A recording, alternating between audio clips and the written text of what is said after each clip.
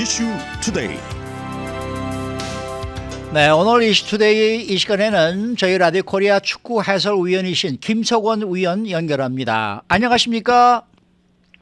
네, 안녕하세요. 네, 이번에도 우리 김석원 위원의 이 해설을 좀 들었으면 했는데 아쉽게 됐습니다. 저희가 중계방송을 안 해서. 네, 그렇습니다. 미국 와서 처음으로 라디오 코리아하고 해설을 못해서 네. 가정에서 가족들과 함께 더 좋은 시간으로 축구를 즐기고 있습니다. 네, 지금 방금 브라질이 한 골 넣었네요. 그래서 스위스에게 1대0으로 지금 앞서가고 있는데요. 자, 어쨌든 대한민국 축구 대표팀이 가나와의 경기에서 지고 말았습니다. 오늘 경기 어떻게 보셨습니까? 네, 좀 예상했던 대로 경기는 흘러갔던 것 같아요.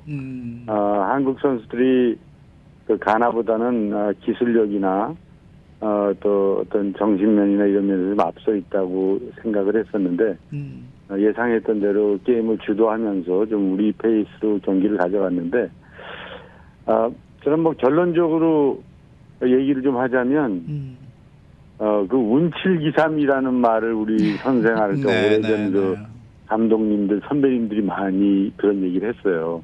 무슨 얘기냐면 좀 대등한 비슷한 그 높은 수준의 경기에서는 기술보다도 운이 일곱을 70%를 좌우한다 그런 얘기들 많이 했는데 오늘 한국 팀이 참 경기를 잘하고도 그 점유율도 우세했고 또 경기 내용도 잘 이끌어갔는데 그 아쉽게 가나에게 내준 제 기억으로는 3번의 그 슈팅밖에 기억이 안 나는데 그 3골을 다 실점하고 말아서 좀 운이 좀 따르지 않는 그런 아쉬운 경기였다는 생각이 들고요.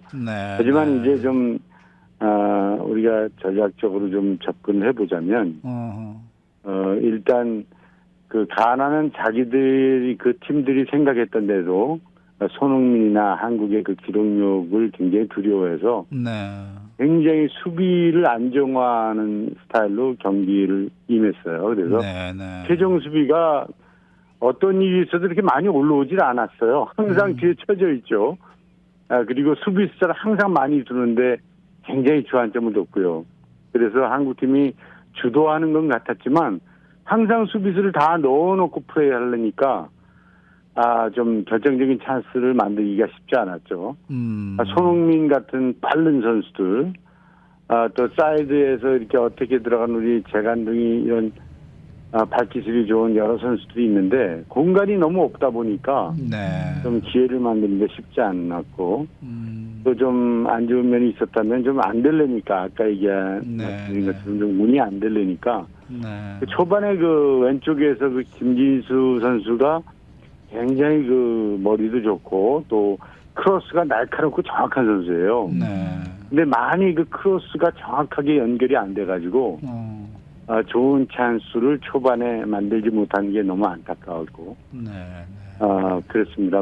후반에 또 그렇지만 김진수 선수가 분발해서 마지막까지 두 번째 골을 어시스트해서 멋있는 헤딩 골 장면이 나오긴 했지만 좀 김진수 선수 쪽에서 날카로운 크로스가 좀 아쉬웠고 그다음에 한국이 수비할 때는 오늘도 그 김민재 선수는 김영건 선수와 더불어서 아주 뛰어난 수비력을 보여줬어요. 축구 전문가들 입장에서 볼 때는 수가 굉장히 높은 수비를 하고 있어요. 김민재가. 스피드도 좋고 그리고 머리도 영리하고 이 발 감각도 좋아요. 그래서 공을 아주 스무스하게 볼 점유율이 사실은 최종 수비에서부터 시작되는 거거든요. 그쪽에서 조율을 잘 해줘야 미드필더하고 양쪽 백하고 볼을 이렇게 안정감 있게 돌려가면서 공 점유율을 높여갈 수 있는데 그런 역할을 완벽하게 해주고 또 스피드도 뛰어나니까 아무튼 수비 쪽에 참 좋게 스타트를 했어요. 좋았지만 그러나 공격으로 나아가다가 우리가 그 볼이 끊겼잖아요. 끊겨서 역습으로 들어온 장면이 몇 장면이 있었는데 아쉽게도 그 장면이 참 안 되려니까 경기하다가 흐름이 끊겨서 역습을 당하죠. 그렇지만 역습 당한다고 다 골 먹진 않거든요. 근데 어떻게 참 아쉽게도 그 몇 번 없는 그 실점 기회가 다 골로 연결이 되면서 한국이 어려운 경기를 해야 되는 그런 상황이 펼쳐졌습니다. 네. 운 7, 기 3 이렇게 얘기하셨잖아요. 또 네. 이렇게도 얘기하잖아요. 운도 실력이다. 네, 네. 그렇죠. 네. 네. 그래서 이게 많은 기회가 네. 있는 팀이 아무래도 이길 확률이 높아지니까요. 네. 네. 아까 근데 잠시 제가 그 브라질에서 한 골을 먼저 넣었다고 말씀을 드렸는데 그게 옵사이드로 판정이 나서 지금 골이 취소가 되고 말았네요. 아직도 0대 0입니다. 네.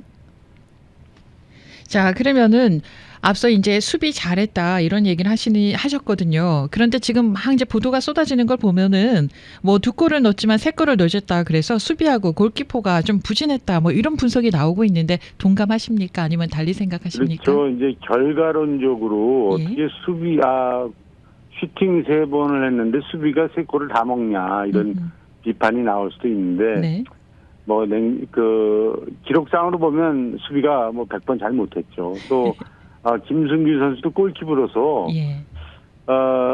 골키퍼 그 수비에 보통 한 30%라고 얘기합니다. 아. 그 정도로 많은 영향을 끼치는 그 자리인데 네.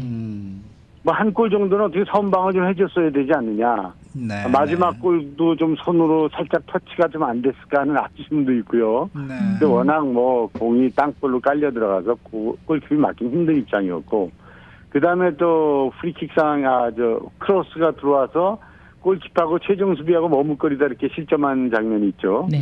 그런 장면도 좀 골키퍼이 과감하게 나와서 할 수는 없었냐. 이런 여러 가지 좀 비판이 이제 결과론에 따라서 나오는데 참 아쉽기는 하지만 수비 입장에서도 쉬운 장면은 아니었어요. 막아내기가. 네. 그래서 100% 수비 실수였다 이렇게 지적하기 무기 힘들고요. 오히려 그 이전에 공격하다 공이 끊겼던 장면들 그때 왜 빨리 수비자를 많이 끌어들이지 못했냐 그런 얘기들이 좀 많이 좀 비판이 될 수도 있을 것 같습니다. 네. 그 벤투 감독이 이강인 선수를 경기 중반에 지금 이제 기용을 하고 있는데 이 선수가 들어가면 벌써 뭔가 달라지는 느낌이 있거든요. 그렇다 그러면은 왜 처음부터 선발로 이 기용을 하지 않을까 이런 이제 이 생각들도 많이 나오고 네. 있는 것 같은데 어떻게 보십니까, 네. 이강인 선수? 네, 저도 이강인 선수에 대한 얘기를 참 질문이 많이 듣는데요. 네. 왜 그렇게 천재적인 재능이 있다 그러고 또 하이라이트 나오는 거 보면 너무 멋있는데 찬스도 만들어내고 골도 넣고 하는데 왜 이렇게 안 뛰냐 국가대표팀에서 주전이 안 되고 심지어 네네. 최종 대표 선수들은 막판에 겨우 지금 선발이 됐거든요. 글쎄 말이에요. 그리고 또 유럽 무대에서도 요즘은 주전으로 좀 나오지만 그전에는 왜 이렇게 경기 시간이 많이 안 들어가냐 이런 지적들을 많이 하더라고요. 네. 근데 이제 그 부분이 어떤 문제가 있냐면 이강인 선수는 천재적인 재능을 가지고 있어요. 드리블도 좋고 또 찬스를 만들어내는 그런 창의적인 플레이를 하기 때문에 네. 이 선수의 발끝에서 기가 막힌 플레이 또 골 넣는 킬 패스 장면 이런 것들이 많이 장렬합니다. 나옵니다. 네. 그래서 관중들은 굉장히 원하는데 근데 이제 감독 입장에서는 어떤 거를 원하냐면 감독 입장에서는 골 넣는 것도 중요하지만 수비할 때 불안하거나 위험한 요소를 없애줘야 되거든요. 근데 요즘은 특히 월드컵 수준 정도 레벨에 올라가면 거의 농구하는 것 같아요. 네. 워낙 패싱이나 기술들이 발전을 해가지고 농구하듯이 아주 정밀하게 패스가 오고 가기 때문에 수비 당하는 역습 당하는 상황에서 수비 숫자가 상대 공격보다 모자라거나 동수일 경우에는 굉장한 불안감을 느끼게 돼요, 감독들이. 또 실제로 그런 상황이 되면 골을 먹는 확률도 높아지고요. 네. 그런 입장에서 볼 때 감독 입장에서 볼 때는 수비 당할 때 수비 숫자에 많이 가담해질 수 있는 선수를 너무나 좋아하죠. 또 수비 선수들도 그런 미드필더를 좋아합니다. 그래서 아무리 재능이 있어도 수비할 때 수비의 숫자를 많이 내려와 주지 못하면은 수비나 감독들은 싫어합니다. 네. 이제 그런 부분들이 이강인 선수가 수비력이나 또는 좀 스피드나 이런 면에서는 좀 세계적인 레벨에서 국가대표 레벨에서 좀 다른 선수와 비교할 때 수비 안정감에서 떨어진다. 아하. 불안하다. 그런 요소 때문에 가져가지를 네, 못하는 거죠. 네. 그러니까 네. 일반 팬들이 볼 때는 이강인이 너무나 우수하고 보기를 원해요. 또 화려하니까 네, 또 네. 찬스를 만들어내죠. 골도 넣고. 왜냐하면 그거는 그런 게 이제 천재성이에요. 그 짧은 순간에 어떻게 해야 킬패스가 주어질 수 있다는 것을 그 직감적으로 느끼는 거죠. 오늘도 그 기가 막힌 그 헤딩 어시스트를 했잖아요. 네, 네, 네. 저 크로스를 해가지고 그런 찰나의 순간에 지금은 헤딩에다 붙여주면 골을 넣을 수 있다고 생각하고 왼발킥이 또 특기죠. 아주 롱킥을 멋있게 때려가지고 조규성을 아주 스타를 오늘 만들어줬는데 그런 감각이 있어요. 이강인 선수한테. 그러나 그런 화려함보다는 감독 입장에서는 수비수가 많고 아하. 안정감에 돌릴 수 있는 수비를 일단 팀을 안정하게 이끌어갈 수 있는 선수를 알겠습니다. 더 많이 네네, 선호하는 네. 거죠. 네네. 네. 자, 예전에 네. 그 저희 대표 선수 하던 시절에 뭐 이태호 선수라는 선수가 있었어요. 네. 그 선수가 상당히 발기술이 좋고 창의적이고 뭐 득점왕도 많이 하고 아주 뛰어난 기술을 가진 선수였는데 그래서 한국에서도 참 잘했습니다. 대표팀에서도 좋은 성과를 많이 냈죠. 그러나 어떤 감독들은 이태호 선수를 많이 안 뛰켰어요. 왜냐하면 수비 당할 때 그럴 때 이태호 선수가 좀 스피드나 수비 가담력이 좀 약하거든요. 네. 그러니까 그런 선수보다는 뭐 조강래나 박창선이나 뭐 이런 전통적으로 많이 뛰고 수비 가담이 높은 선수들 그러니까 이런 전천후 선수들로 안정감을 가고 네. 싶었는 거죠. 예. 전천후 선수를 원하는 거군요. 우리가 감독들은.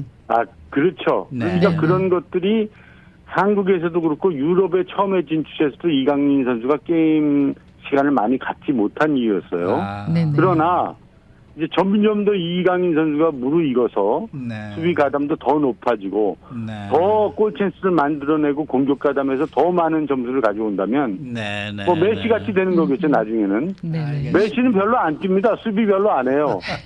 그래도 뭐 뺄 수가 없는 선수잖아요. 네네. 그렇죠. 그런 수준까지 올라가기를 우리가 기대해 볼 만하죠. 나이가 이제 뭐 몇 살이에요? 아주 21 살이에요, 어리잖아요. 21 그러니까 살. 네. 아주 유망한 선수죠. 네. 네. 오늘 말씀 잘 들었습니다. 네, 감사합니다. 네, 감사합니다. 지금까지 저희 라디오 코리아 축구 해설위원이신 김석원 위원과 함께했습니다.